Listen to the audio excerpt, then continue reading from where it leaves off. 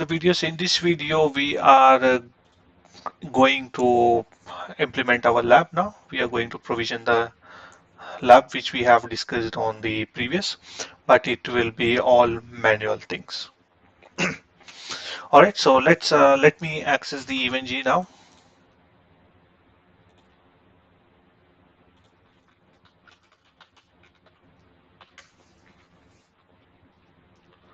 Okay, so this is my event G,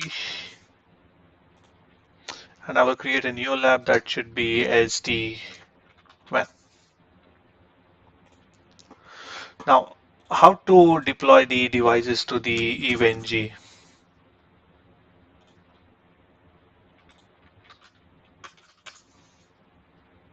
So let's go to the ENG website and go to the documentation.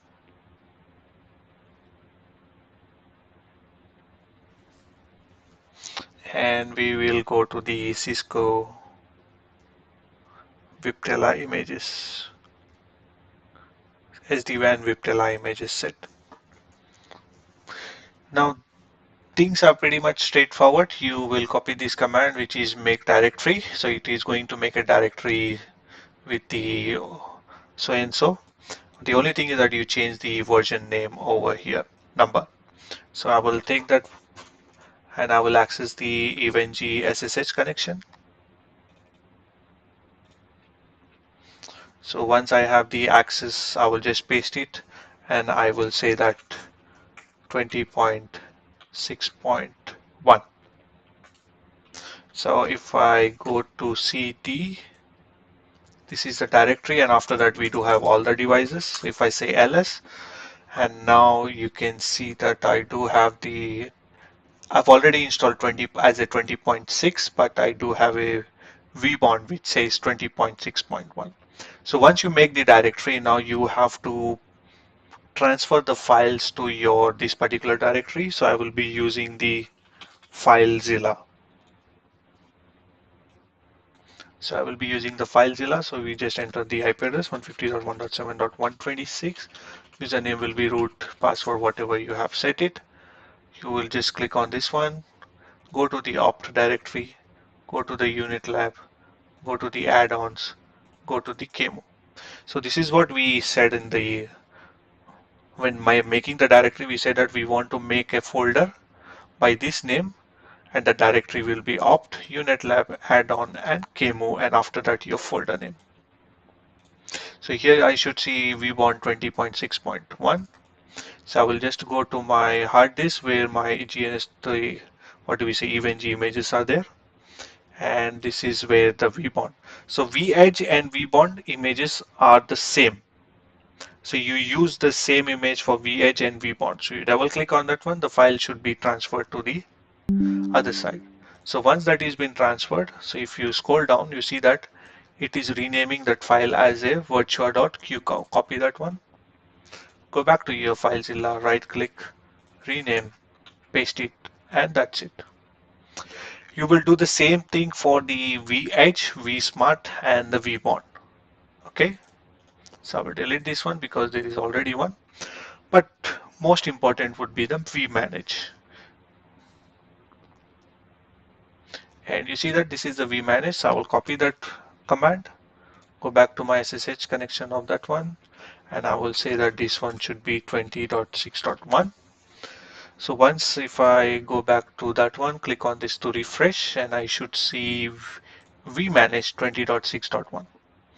Now it is okay that you are going to push the vManage 3 GB file to this one. That's all good, and you will also rename it to virtua.qcow2. That is all good, but there is one extra step. We need to create a hard disk. So if you see that here, it says that you have to create an 100 GB of hard disk. So I will copy that command. Before I copy that command, I will go to the directory first. So I will just copy this whole thing. I will say cd, and I am inside the directory now. And if I say ls, I should see that file which I already transferred. Now it's time to create the hard disk. So I will just go and copy this one. Now this is 20.6, so I would say to change it to 200 GB. That should be all good. And now if I say ls, now you do have two things. That is Virtua A and B. So you need to have two files in there. Once you have done it, make sure that you put the fix permission command. This is very important. So if I go back to the files in and refresh, and you see that there are two files. So I will just go ahead and delete that one because I've already installed. And quick fix permission command finally.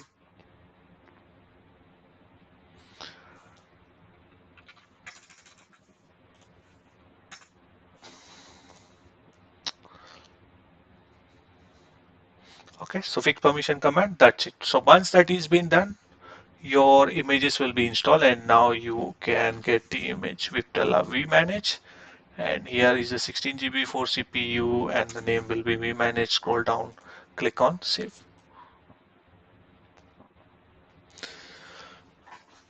Okay, I will put it in the center, and we will say vsmart.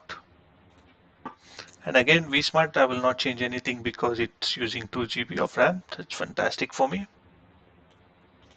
And I will say vbond, and it is taking 1 GB of RAM. That's more than enough for the lab. Okay, so we'll see this one, and this one. I will just take it on the corner itself, best to have the space. Now, I will take two ISP routers.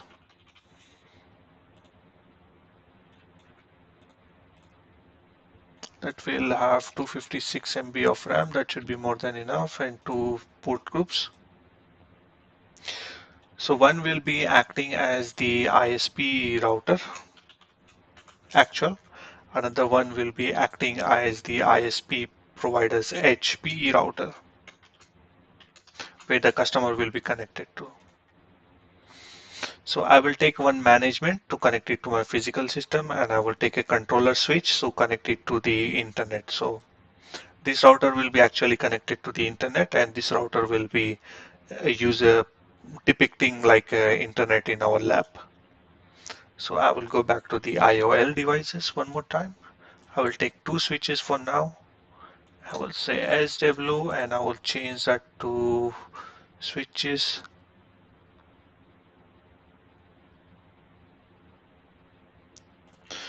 And I will say switches, I need 1, 2, 3, 4, 5. I will say 6 of them. And it will be 256 MB of RAM, that's okay. And I will select 4 virtual ports, 16. It will, in one there will be 4, so 4 into 4, 16 ports will be there for me.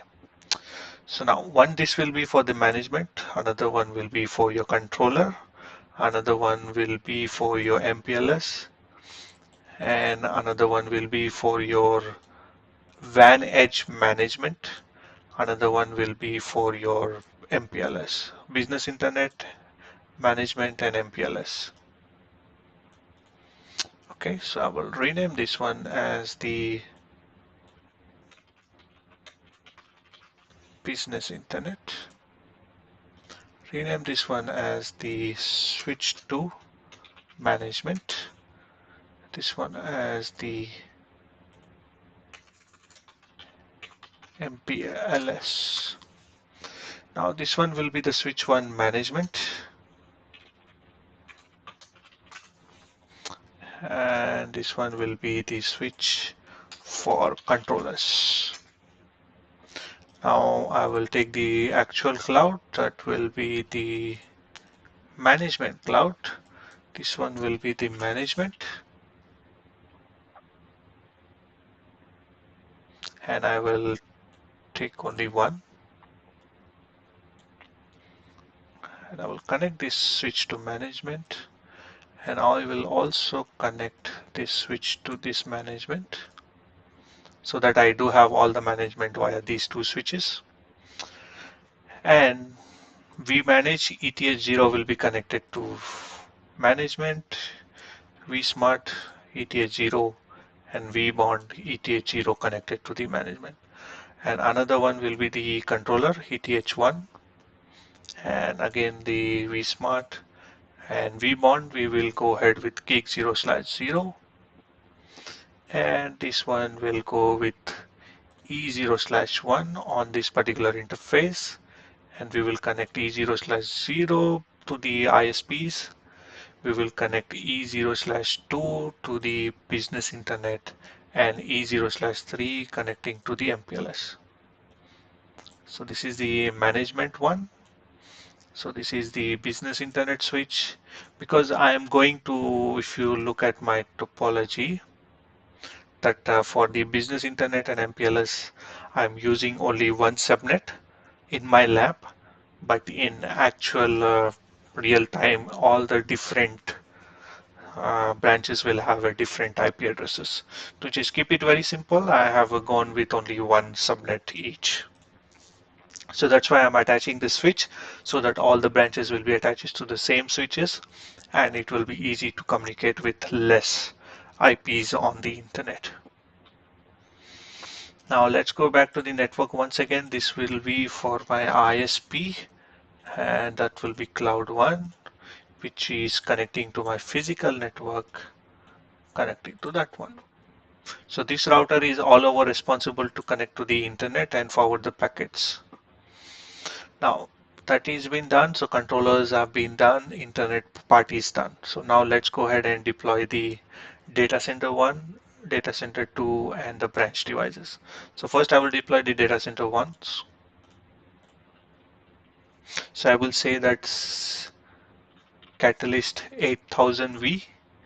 You see that it is using 6 GB. I will say 4096.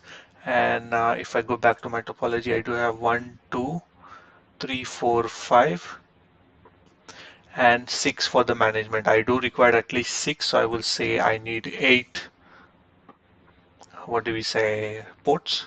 And I want to rename it as DC1 simply. So that's good. Now coming to the DC2 now.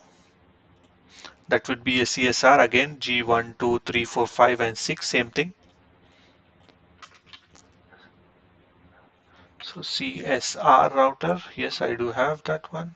4096, 2 CPUs, and 8 ports, and I do need to rename as DC2. So I will put this one at this bottom, that's okay. Now let's go back to the branches, that is 1, 2, 3, 4, 5 VHs. So I will say VHs, I do require 5 of them. And again, I do require gig 0, 1, 2, 3, 4, 5, and management is 6. So I will say the same thing. I do require 8 ports and 1 GB of RAM is enough and 1 CPU is more than enough. And we do require 5 and click on save.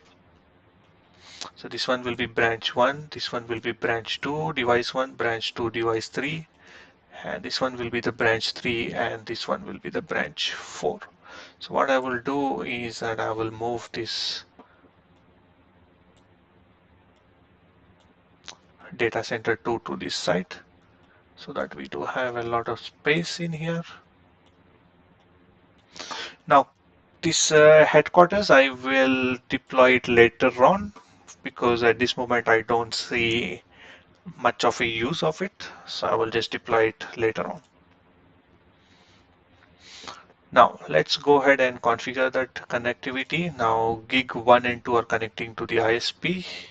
So gig 1 business internet and gig 2 will be the MPLS. Similarly, I will rename this one as a branch 1, branch 2 device 1, and branch 2 device 2. Similarly, I will rename this one as a branch 3, this one as a branch 4.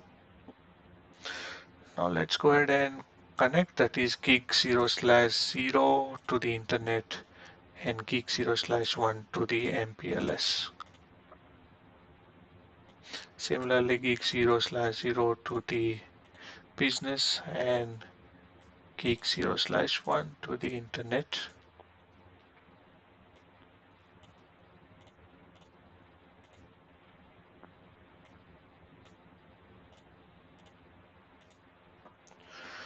Right, so this one will be gig 1 connected to business, gig 2 connected to MPLS, and again gig 0 connected to business, gig 1 connected to MPLS,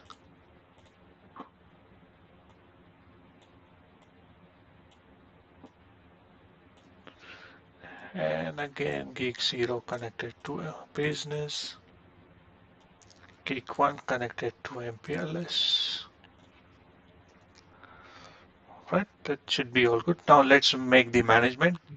So with this one, it's a gig 6 for CSR and the E, and the remaining have their own dedicated ones. So I will say this one should be gig 6, and this one will be the management ETH 0, that's fine. This one will also be management ETH 0, that's fine. ETH 0, that's okay. Again, CSR router, that should be gig 6.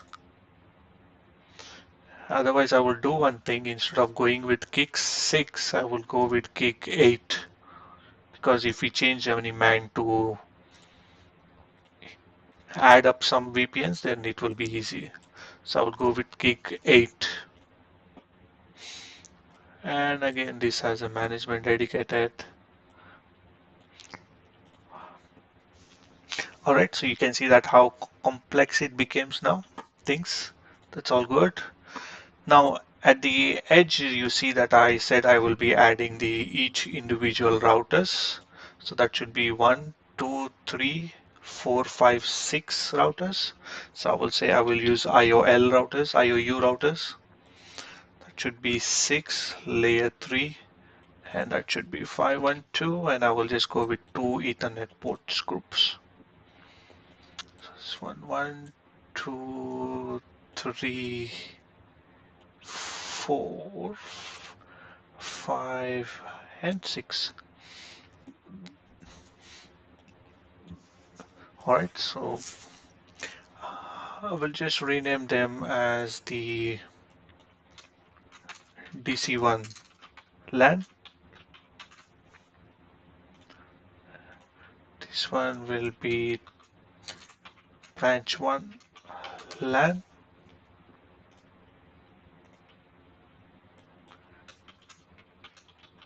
Branch 2 LAN. Branch 3 LAN. Okay, I will just swap it over here. Branch 3 LAN. And I will say DC2 LAN. And this one will be the branch 4 LAN. Now, as for the topology, each and every device in this part has the dual connectivity. So that's how we have connected. That's many connections. So now remember that if each and individual link has the own IP address subnet, it might have been a lot of complexity in that one.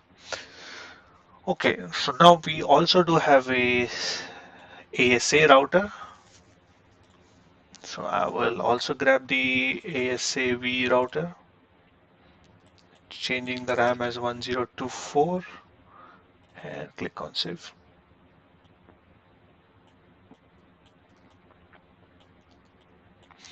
All right, let's go ahead and connect now. Gig 3, 5, gig 3 and 5 should be connected to the router. So I will select gig 3, and gig 4 should be connected to the ASA, and gig 5 should be connected again to the data center LAN. And again, this one will be 2, 3, 4. So 2, 3,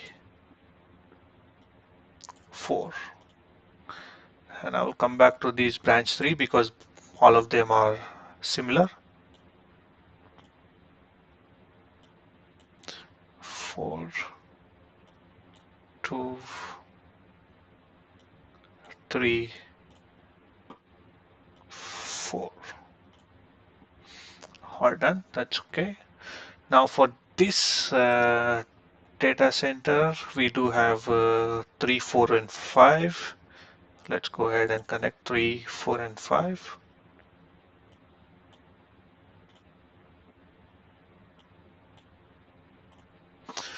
Now, the only thing is that here we do have two different routers over here, and both of them will be connected to a switch, and from switch it will be connected to the respective VPNs. So that's what I'm going to do. I'm going to place a switch over here, and I will say that branch to switch. Now be careful how the sequence I am going with, because we do have 1, 2, 3 VPN. So VPN 10, so that would be gig 2 and gig 2, and these interface connect to the. I will explain you why I'm connecting in a sequence. Connecting to gig 3, 3, and the branch. Connecting to gig 4, 4, and 4.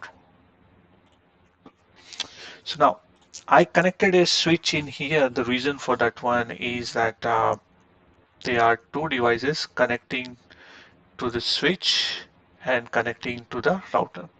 So I connected in a sequence so that I can put these three interfaces in a particular VLAN. So if it is a VLAN 10, I will put that three interfaces in the VLAN 10. Similarly, the two interfaces connected to VLAN number 2, that is gig 0/3, that will be put under VLAN number 20, and so on VLAN number 30 or 40. Now the reason for that one, I'm creating VLANs on the switch. What happens if I do not create?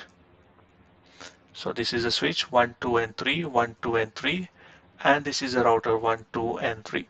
So whenever the router is sending the details or sharing the details, the switch will forward the packet in each and every port, due to which we do have some duplication of the packets, or maybe a looping. So in order to avoid that one and keep the collision domain as small as possible, so we all the three interfaces, because three interfaces are participating in one subnet. So gig 0/2 with this device, gig 0/ with this device, D1 and D2 device, and E0/0 on the router. So these three interfaces will be put under VPN 10. Similarly, next three interfaces will be put under 20 and 40, so that we do have a proper communication and the output we can see it. Okay, so we will configure that router when we are up to that. So at this point, I think I hopefully our topology is now being configured. We are ready to start the devices and start configuring the or provisioning the devices. So I hope this was informative for you, and thank you.